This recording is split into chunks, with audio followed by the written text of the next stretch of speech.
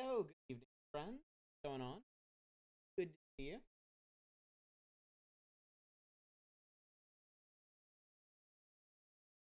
All right, maybe that's better. Okay. Hi. Hello, everyone. What's up, Lodral High? What's up, Banecopter, Cragger, Toast, Hoink, Dom? Hello, everyone. Hi.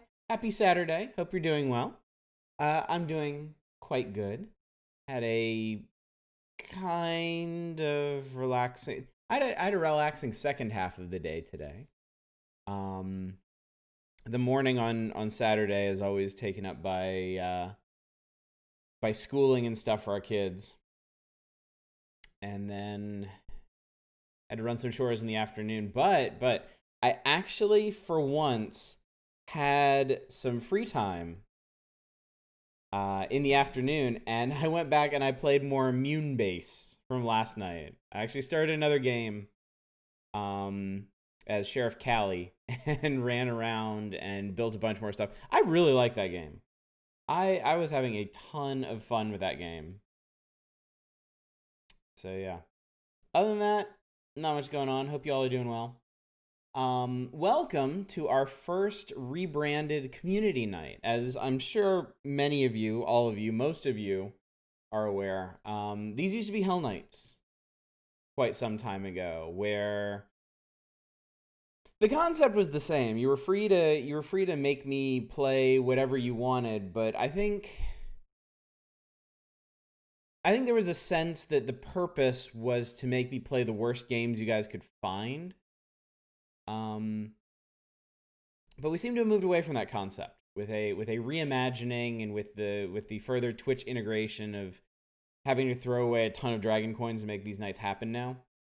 Um, and so yeah, it's no longer just about making me suffer and the rest of you suffer by association. No, we're actually playing interesting games. Which isn't to say stuff like Neopets or Contradiction weren't interesting in their own rights, but tonight we're playing Open Sorcery.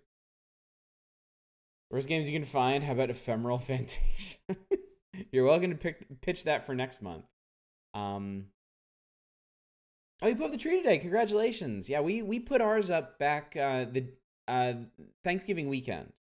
Has always been our tradition. We went the Sunday after Thanksgiving, got our tree and put it up and decorated it. And we got the really smelly ones, so it's filled the house with that wonderful Yuletide pine scent. So still too soon for you to see any bit of Ephemeral Fantasia. Someday you will get a copy of Carrier Blue Stinger in the mail. Thanks, Smokey. That's extremely reassuring. um so yes, before we get any further into this, before we get into this at all, because we haven't gotten anywhere yet, reminders for all of you. The Saturday vote ended. Next week, next Saturday, we're going to be starting Echo Night, which won by exactly one vote. So look forward to that. I'm looking forward to that. I'm very, very curious about this particular game. You can vote for our next Chill Night game right now. Your choices are Final Fantasy IX, Persona 4 Golden, and the Amber Throne, all of which are very RPG-ish est. Yeah, our Dominic decided it, so Iko won by a lot. I love. I hope we get to hear that joke every single vote. This is why I love my community so much. Y'all get along so terribly well. But yes, we'll be starting that next Saturday. And you can vote for our next Chill Night game right now. Nominations for our next Monday game are going to start on Monday when we start Grim Fandango. So lots of exciting things going on right now. And of course, you can go ahead and throw coins into the pot to make our January community night happen. So yeah. Anyway, going back to Open Sorcery. So unlike a lot of the games that we play on this channel, I have played this one before. This one actually won a Reader's Choice vote a year ago, more than a year ago. And I didn't end up streaming it. I played it myself. I ran through it like 1.5 times, and I reviewed it. So I did beat it before reviewing it, just so we're clear. Okay. Really enjoyed it. Thought it was absolutely fantastic. So I'm actually rather happy that we're going to be able to share it tonight with all of you. I think we'll have time to run through it a couple times. It's a text adventure, but there's a lot of choices you can make in it. And the first time, I think we're going to do it very Dragon Passy. Actually, we're probably going to do all the run throughs rather Dragon Passy with y'all letting me know what you want to see. But the first run, especially, since I've already played this one, I kind of want you guys to play this first one and make some choices and discover the ramifications of them. No time delay because internet's being no stupid internet. Trying to claw your way up to 4-digit dragon coins here. What's up, Manic? Good to see you. Man, there's such a disparity in like I know there are people sitting on actual like dragon hordes of dragon coins and people who also like spend them so voraciously that they're like living stream to stream, I guess. Do you have info lined up on the canonical playthrough if you want to do it that way later? It's fine if you'd rather just explore. Yeah, like I said, I played through this game 1.5 times. So I did it once, just my own inclinations, and I got an okay ending. And then I ran through the early game again to see what some of the other options led to. So I'm very interested in seeing what chat is going to want us to do for this first playthrough. And then after that, we can kind of decide what to do. Going to burn your way down from from 6, yeah. The Christmas DLC. I don't think I've ever done the Christmas DLC. Also, Toast, this game has sound. It obviously doesn't right now. I'm trying to remember. I think it does. Barely. Okay, it does. Okay. Yeah. I mean, it would be extremely dangerous for me to try and play any kind of music in the background anyway. But yeah, I wouldn't want you guys to miss what this game does with sound because it's actually really cool. Don't think you've ever had more than 20k dragon coins? Well, that means the system works. It's effective. You're finding stuff to do with them. Or you're like not actually watching the streams. You're just like showing up for 10 minutes at the beginning and then closing it and doing something more worthwhile with your life. And I really can't blame you for that. Anyway, I think we should get into it. Open Sorcery, a game about technology, magic, and becoming a person. Jesus Christ. You don't click the chest at all anymore, don't give a fuck? Yeah. So this is from That's Janet. Is she ready? All right, from Decker. It, Janet. Call it an it. Why? All the alerts are in a female voice, and it looks kind of like a woman when I look at it with second sight goggles. A woman made of fire. It's pretty cool. Yeah, cool. But we didn't make it a girl in the code. The fact that it gendered itself means it's a consciousness threat. We don't want to do anything to risk it becoming an AI. It's funny when it happens with porn and video games, but in a firewall, it'd be a security risk. We've had awareness emergence with porn? I'm not telling you that story. You're like, what, 13? I'm 16. I'll tell you when you're 50. Now let's focus on the security risk. No gender, no nicknames, no talking to it. Right. Should I start it up? Go ahead.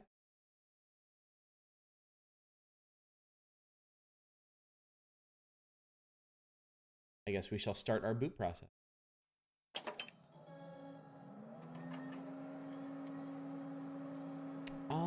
I should probably make this bigger for y'all so it's easier for you to read some of these parts. I think I can just maybe do a little bit of that. And hang on. I think this should be pretty okay for this. I think. Cause yeah, I don't want to read all of the all of the text crawl like the boot up text crawls in this. But we'll click on some of them. Like So Bell S stands for Binary Evocation Listener / Signaler. OS Elemental Firewall Toolkit. So HTML in this means Hypertext Magical Language. Building world tree. Yggdrasil. I didn't realize you could keep clicking on them. Or I must have forgotten. Incantation. First rehearse your song by rote, to each word a warbling note, hand in hand with fairy grace. We sing and bless this place. All right, opening sorcery. All right, here we go. All right, log file 1. Clark's third law. Any sufficiently advanced technology is indistinguishable from magic. Clark's third law reversed. Any sufficiently analyzed magic is indistinguishable from technology. Hi, sysadmin Ada Lovelace quote. The spiritual world is like a black box program whose API is completely undocumented. Man, you guys got us halfway there already. Dude, it's only the 5th. Bell S Elemental Firewall is an elemental spirit of fire bound to C++ code built to prevent malicious spirits from gaining access to your environment. And that went away faster than I was expecting it to. I am online. I am online. I am fire and order. I am here to protect. I explore my network. I live in a network. Everything is connected. Symbols are connected to the objects they represent. Humans are connected to other humans that they love or hate. Each connection is a strand. Together, the strands create a web. My network is the part of the web that I am allowed to access. My network is made of the places I must protect. All right, so I explore my network. I find Darwin High School, a place of learning filled with children. Cherry Orchard Rest Home, a place of rest filled with the old. Decker's apartment, the home of one of my creators. Janet's house, the home of my other creator and her family. These are the locations I must protect. I notice an alert. Someone is trying to give me instructions. Welcome to Being Awake. I'm Janet. I helped make you. I'm activating your conversational API. You can use a TCP connection to interface with conscious entities. Telepathic communications protocol. Basically, you can talk to people. Anyway, do you need a systems check? Would you like to go? We're going to go through the tutorial. Yeah. Okay, cool. So, you're here to protect the network. You do that by finding dangerous spirits and getting rid of them. A spirit is anything that exists exclusively in the spiritual world, like ghosts or spells, or elemental forces or astral programs, like you. In their natural state, they're invisible, but you have specialized scanners you can use to lock in on them. You just need to figure out their matter and motive. Everything that exists in the aether has 2 parts, matter and motive. Matter is what the spirit is made of. Motive is its purpose. Physical beings like me are made of lots of different types of matter and have complicated motives. Most spirits are simpler. For example, you. We made you out of a fire elemental spirit. You are made out of fire. That's your matter. Your mind is an elaborate C++ program. It's organized and well documented and designed with everything you need to keep things safe and secure. You're here to create order. That's your motive.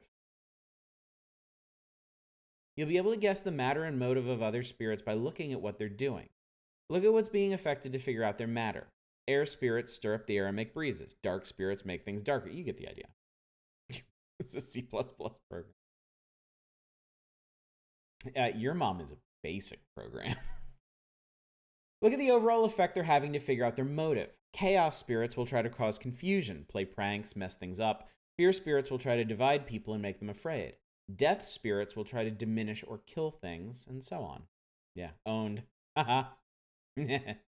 I'm releasing a minor spirit into my room. You won't be able to see it initially, but you'll be able to see what it's doing. Try and figure out its matter and motive, and then scan for it. So, if for whatever reason you're not following along,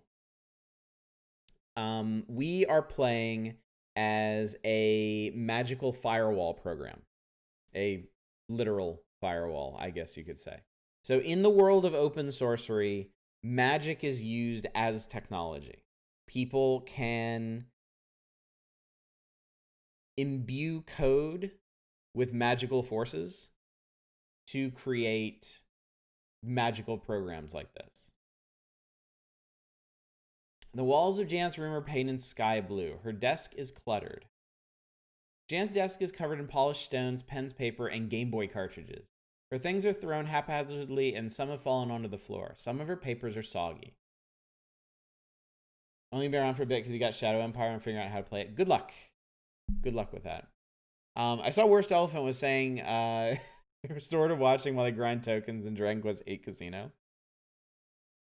Puddles of water collect on the polished floor.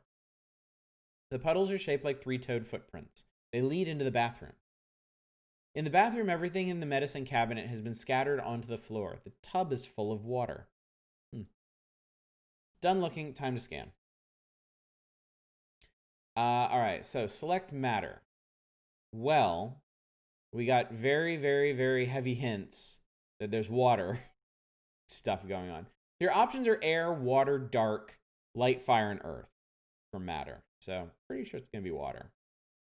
Motive, let's see, life, love, chaos, order, fear, death. Well, since there's water everywhere, we're going to go chaos. So we are specifically scanning for a water chaos spirit. Threat detected. Did a trial run game last night for an hour. Found a bunch of ancient Ed 209s and some ruins and sent them after mutants that kept attacking my farms. That sounds like a good use of those things. Assuming they can cross the terrain safely.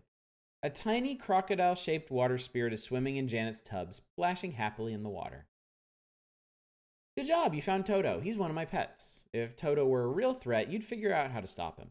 Or contact me and Decker to deal with him. But he's harmless, so don't worry about that. Okay, that's it. I think you're ready. I'll send you back to your network. Good luck. I will scan each location for threats. If I detect the presence of a threat, I will identify it, attempt to eliminate it, alert my creators if I cannot eliminate it. It is time to work.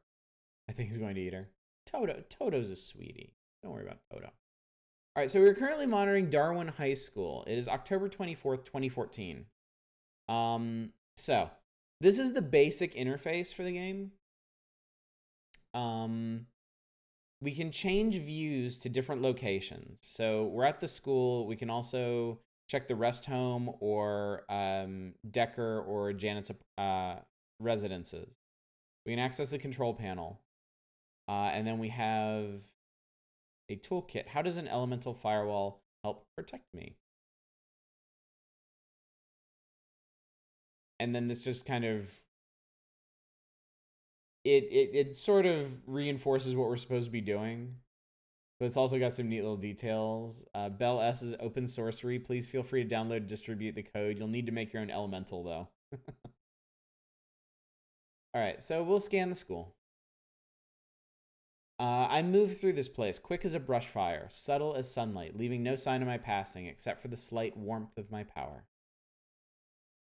This stone box thrums with patterned life. It has a heartbeat. First, the children are still in their many chambers, and then they stream through the halls in mad torrents of bodies. Vein. Mad torrents of blood. So Bell S kind of views the school as its own organism, with the children being like cells, part of it. Hey, compiling your own elementals. And then they are still again, and then they flow again. The building is a living thing, young and restless. I will keep it healthy. No threats detected. All right, so we are protected. The school apparently has stairs. All right, we will check out Cherry Orchard Rest Home. I float through this place, moving carefully. I'm a hooded lantern. My power glows like lamplight, shining gently on these delicate humans. Not a schoolhouse confirmed. The heart of this building beats weakly. Its people trundle through the halls, leaning on crutches and wheels. It is in these vulnerable places where I am most necessary, and where I must be most careful. I do not want to burn them with power or startle them with light. I am the fire that protects. The halls are lined with doors. Each room is a home. 209. Miss Heron shrieks as a gust of wind flutters her papers everywhere. Room 121. Mr. Doheny has lost his glasses.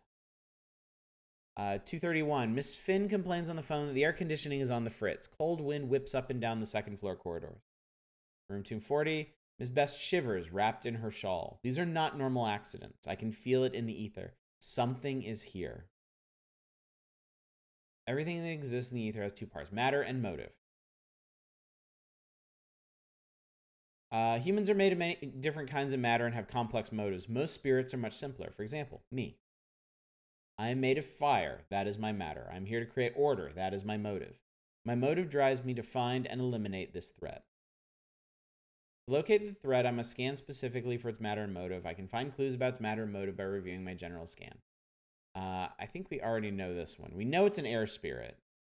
And I'm going to guess... I'm thinking chaos. Yep, threat detected. A poltergeist cavorts invisibly in the cafeteria. It slaps plates out of hands and knocks over glasses with gusts of wind. It giggles at the chaos it causes in this place I must protect. What should it do? All right, this is where I'm going to let you guys decide. How is Belle S going to approach these challenges? We can cleanse it with fire, we can speak to it, or we can alert Decker and Janet.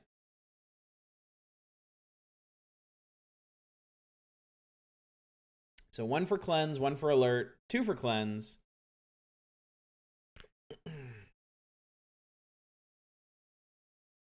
Speak to it. I'd be worried the fire would hurt the residents.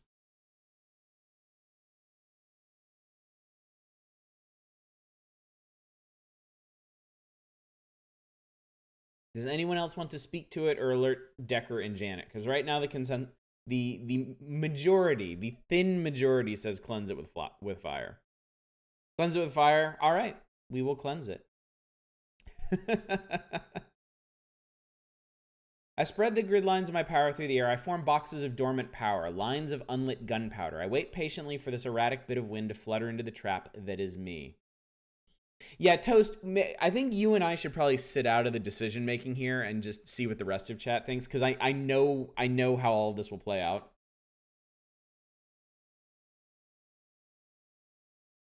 Poltergeist. Ooh, red boxes. All right. Okay, this is actually bigger than I thought it would be. Do we crush